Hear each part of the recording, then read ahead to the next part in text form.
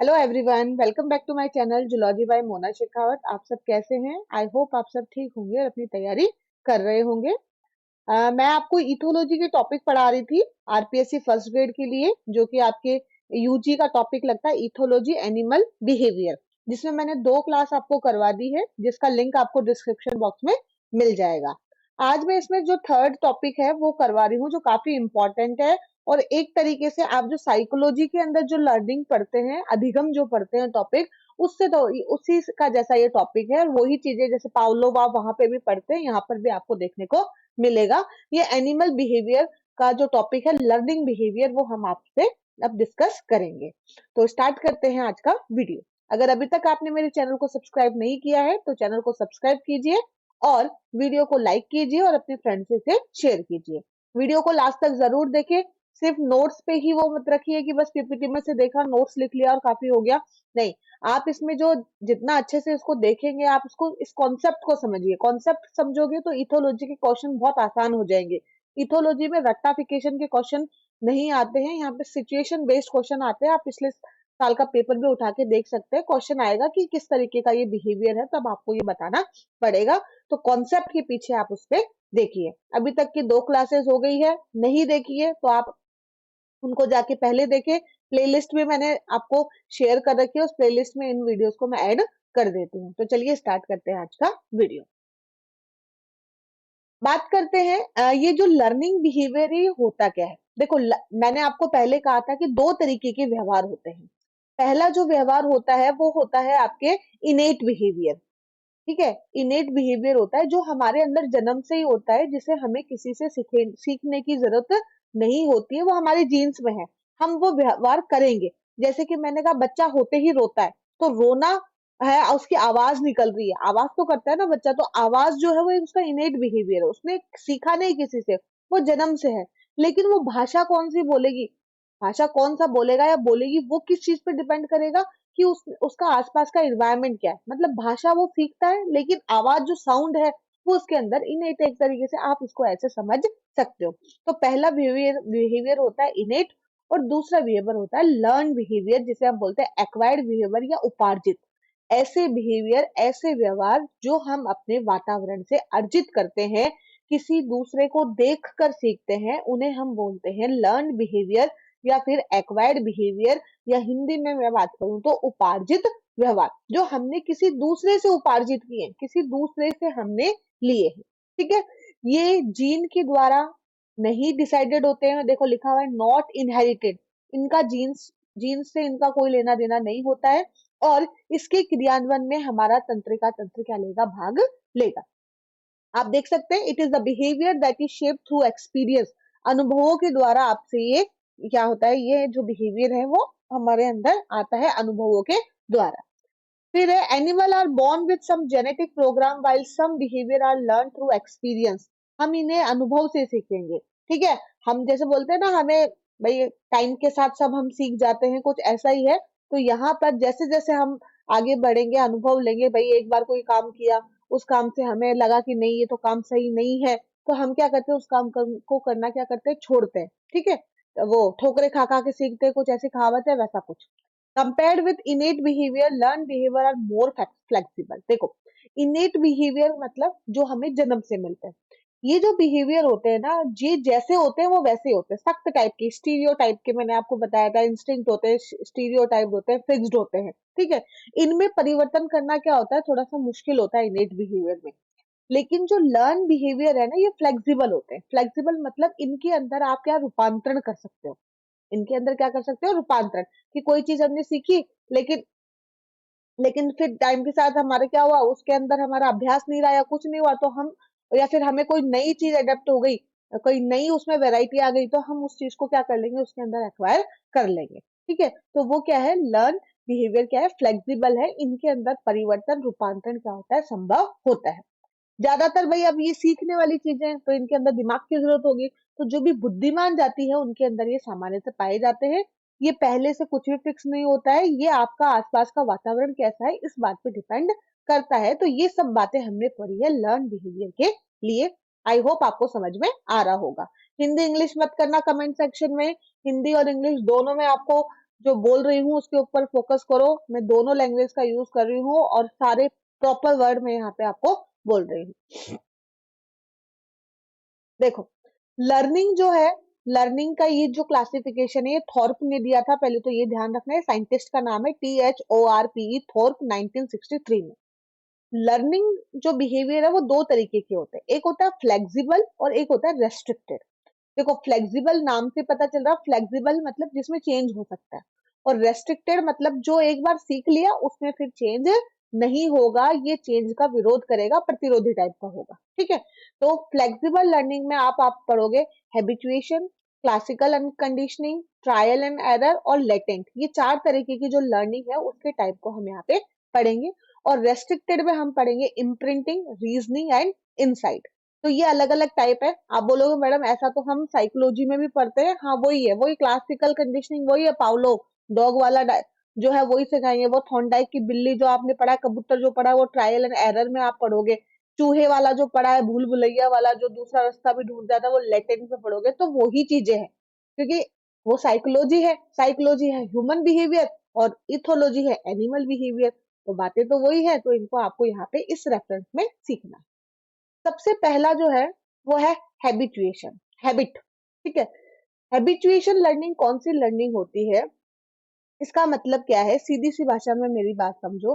Habituation का मतलब क्या है कि अगर कोई उद्दीपन आपको बार बार दिया जा रहा है, कोई उद्दीपन बार बार दिया जा रहा है, लेकिन उस उद्दीपन के प्रति प्रतिक्रिया देने से आपको ना तो कोई नुकसान हो रहा है, ना ही कोई फायदा हो रहा है, तो आप क्या करते हो, उस उद्दीपन के प्रति प्रतिक्रिया देना बंद कर देते हो। इसको आप ऐसे समझ सकते हो कि जैसे मान लिया यहाँ पर एक क्या है, मकड़ी का ये क्या है, जाला है।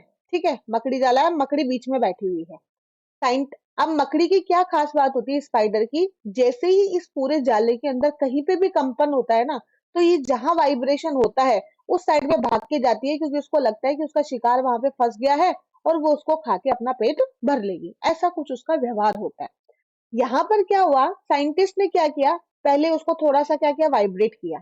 मकड़ी क्या हुआ, मकड़ी का तो स्वभाव है, वो तो भाग के जाएगी। मकड़ी भाग के वहां पे गई, देखने के लिए गई कि हाँ भाई वहां पे कुछ है या नहीं। उसको कुछ नहीं मिला, वो लौट के वापस आ गई। साइंटिस्ट ने ये चीज 10 से 15 बार करी। हर बार मकड़ी जाती, वापस आ जाती, हर बार वापस जाती, वापस आ जाती। मतलब मकड़ी इस उद्दीपन के प्रति प्रतिक्रिया दे रही है, लेकिन इसको ना तो कोई फायदा हो रहा है, ना ही कोई नुकसान हो रहा है। तो ये क्या करेगी, इसके लिए रेस्पॉन्ड करना बंद कर देगी।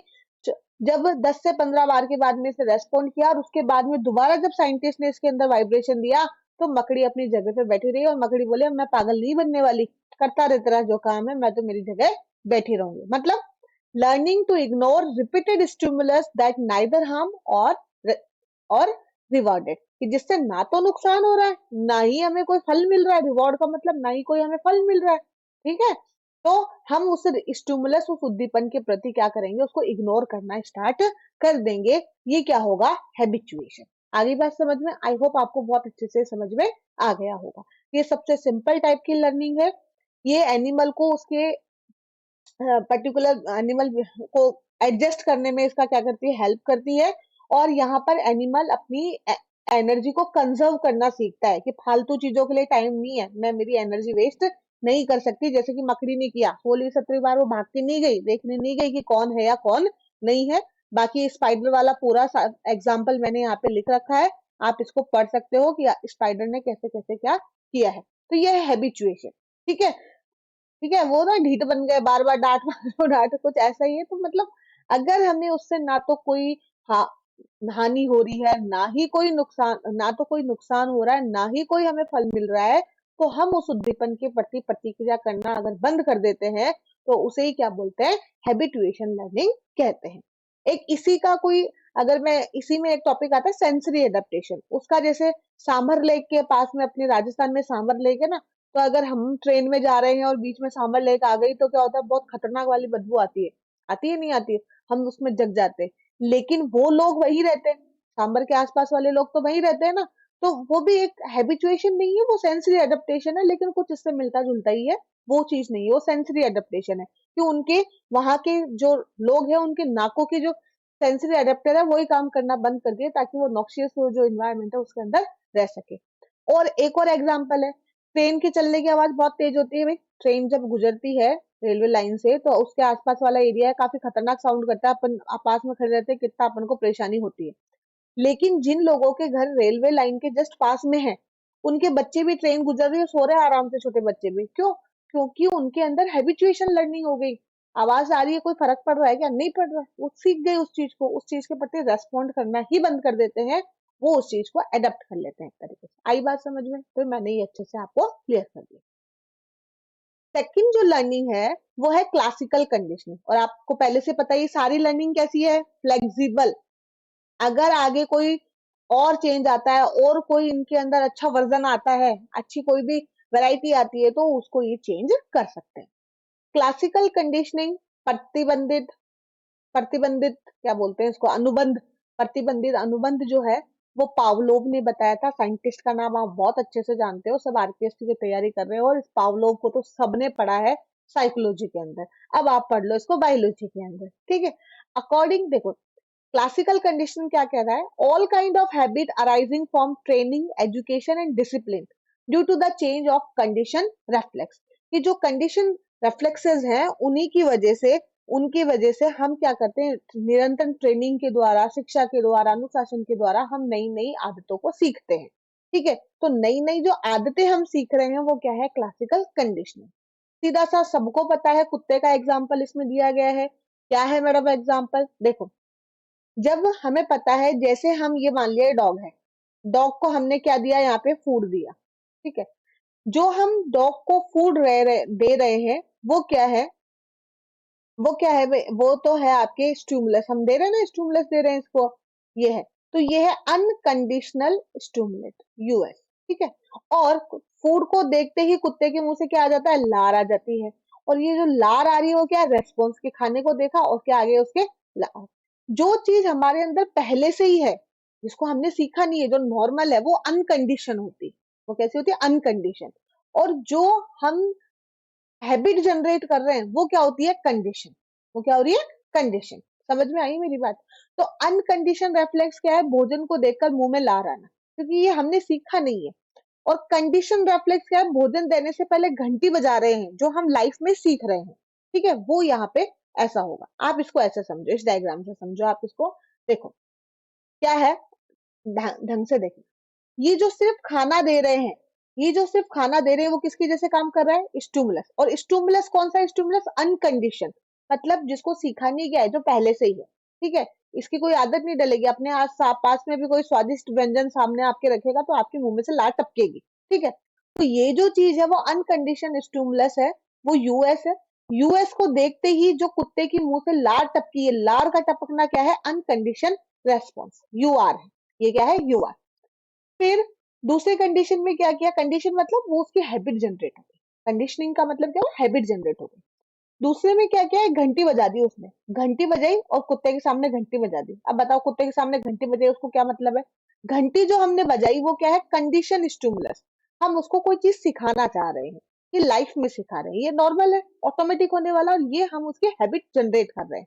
लेकिन कुत्ते ने यहाँ पे कोई रेस्पॉन्स में, घंटी बजाने से कुत्ते को क्या मतलब है? कुत्ते को तो मुंह से लार कब टपकेगी जब क्या दिया जाएगा उसको? भोजन दिया जाएगा। अब कंडी हैबिट जनरेशन के दौरान क्या किया गया? पावलोव जब भी इसको खाना देता, डॉग को खाना देने से पहले पहले घंटी बजाता, और घंटी जस्ट बजाने के बाद में थोड़ी देर बाद में उसको खाना देता। ऐसे उसने कई दिन किया। ऐसे उसने जब कई दिन किया तो उसने क्या देखा कि थोड़े दिन बाद में घंटी की आवाज सुनते ही क्या हुआ? कुत्ते के मुंह से लार टपकने लग गई। वो लार जो कि भोजन को देखने से टपकती थी, सिर्फ घंटी की आवाज से नहीं थी। अब क्योंकि बहुत दिनों तक ऐसे किया कि पहले घंटी बजाई फिर खाना दे दिया, फिर पहले घंटी बजाई फिर खाना दे दिया, तो घंटी की आवाज सुनते ही कुत्ते को पता चल गया कि खाना मिलने वाला है, तो उसके मुंह से लार टपकने लग गई। आ गई मेरी बात समझ में? तो ये जो कंडीशनल स्टिमुलस पहले दिया, फिर अनकंडीशनल स्टिमुलस दिया, जिससे कि क्या हुआ? अनकंडीशनल रेस्पॉन्स क्या हो गया? जनरेट होने लग गया। ये उसको उससे सिखा दिया। और जब ये पूरी चीज सीख गई तो सिर्फ मात्र घंटी की आवाज से भी क्या हो गया? उसके लार टपकने लग गई। ये क्या हो गया? Condition response. ये ध्यान रखना आप, ये आपको ध्यान रखना है कि खाना देने की वजह से लार जो टपकेगी वो यूआर है। सिर्फ घंटी की आवाज से जो लार टपक गई वो क्या है, सीआर है, क्योंकि वो वहां पे उसको कुछ मिला तो नहीं, वो तो उस चीज के लिए कंडीशन हो गया, उसने उस चीज को सीख लिया। ठीक है, तो सिर्फ जो भोजन है वो क्या है, अनकंडीशनल स्टिमुलेट।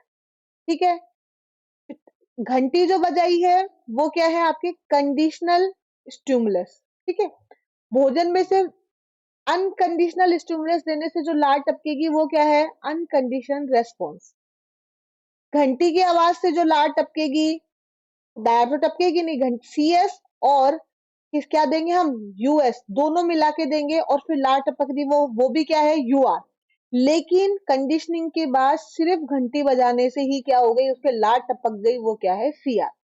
ये आपको ध्यान में रखना है, तीनों कंडीशन मैंने बता दी कि मात्र घंटी की आवाज से ही अगर उसके लार टपक गई, खाना देखा ही नहीं, तो वो कंडीशन रेस्पॉन्स हो जाएगा, वो अनकंडीशन रेस्पॉन्स नहीं होगा। आपको समझ में आ रहा होगा, आपको ये बातें ध्यान में रखनी है। कुछ इसकी बातें और भी है, क्या क्या प्रॉपर्टी होगी देखो। ये क्या बोल रहा है, the stimulus for a particular conditioning learning is more or less specific if a CR, मैंने कहा सीआर क्या है, कंडीशनिंग रेस्पॉन्स, घंटी की आवाज से ही लार का टपकना, be established with a particular sound, then a different sound will be ineffective. If one should be associated with the giving of food and another with no food, then the animal get conditioned to discriminate between the two sounds.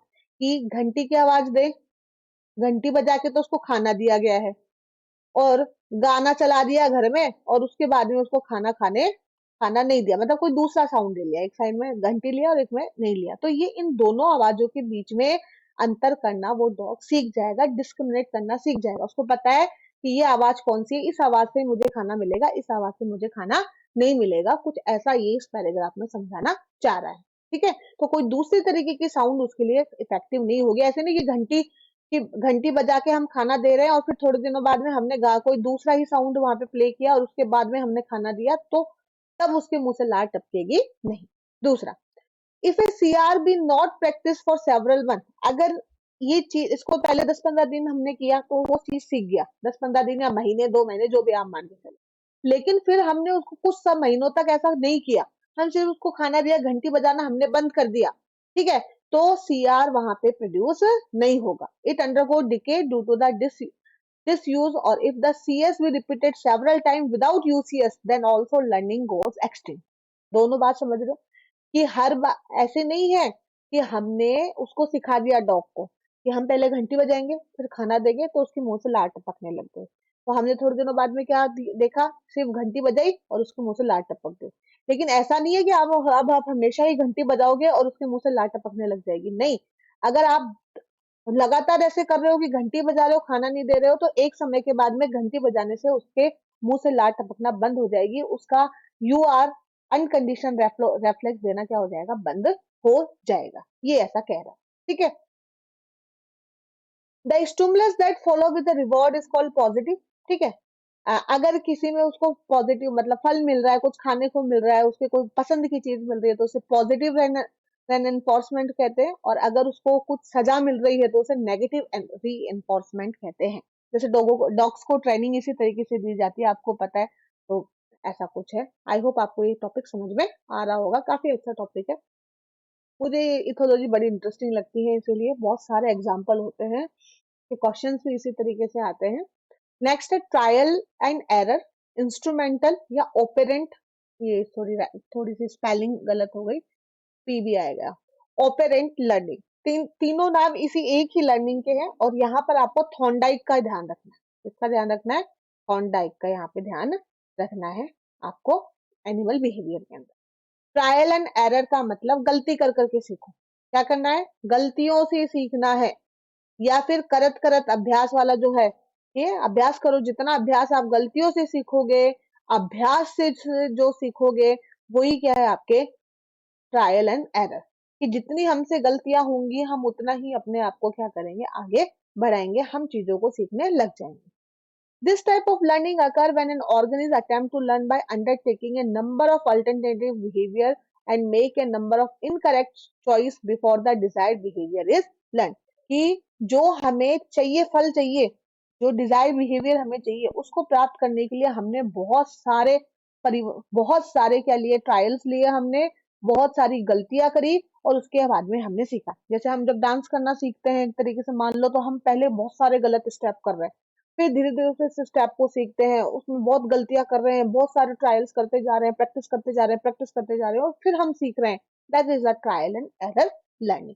समझ में आ गया होगा, बहुत easy सी है। ठीक है, ये इसमें it involve desire to reach some sort of goal. पहली चीज, इस लर्निंग के लिए पहली बात तो आपके पास कुछ ना कुछ आपको कुछ गोल होना चाहिए, कुछ मोटिवेशन। भाई आप कोई काम कर रहे हो तो आपके लिए पहले मन में ये तो होगा कि मैं कहाँ पर, आप पढ़ रहे हो एक तरीके से, आप मेरा वीडियो देख रहे हो, क्यों देख रहे हो? क्योंकि आपको इथोलॉजी पढ़नी है। इथोलॉजी क्यों पढ़नी है? क्योंकि आपके पेपर में आएगा।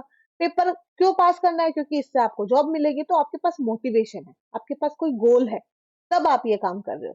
It also involve trying A number of different behaviour, अलग अलग behaviour, and when the correct response is finally achieved it is rewarding for the organism.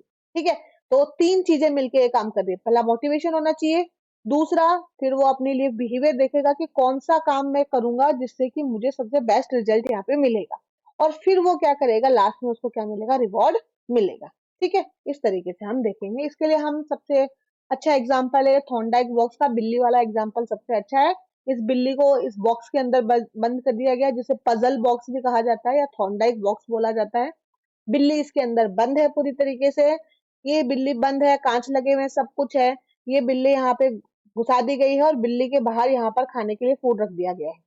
बिल्ली को क्या चाहिए, ये खाना चाहिए।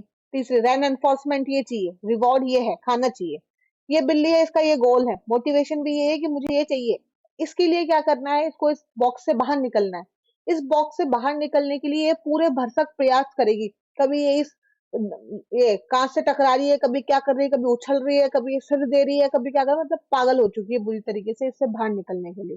लेकिन इस बॉक्स से बाहर निकलने का एक तरीका क्या है कि ऊपर की साइड में जो ये है ना, ये जो लीवर टाइप का बना हुआ है, put string that open the rope, कि अगर ये इस धागे को खींच ले, अगर इस धागे को खींच ले या लीवर को दबा दे, जैसा कि हम बात करें, तो ये गेट खुल जाएगा।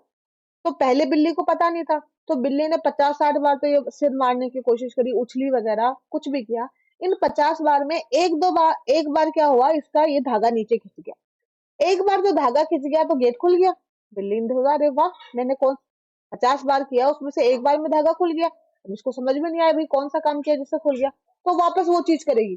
ठीक है, और धीरे धीरे धीरे धीरे इतनी सारी प्रैक्टिस करने के बाद एक टाइम ऐसा आएगा कि ये कोई भी दूसरा काम नहीं करेगी, सिर्फ क्या करेगी, इस धागे को ही खींचना सीख जाएगी और आराम से इस गेट से बाहर निकल जाएगी। तो this is the trial and error.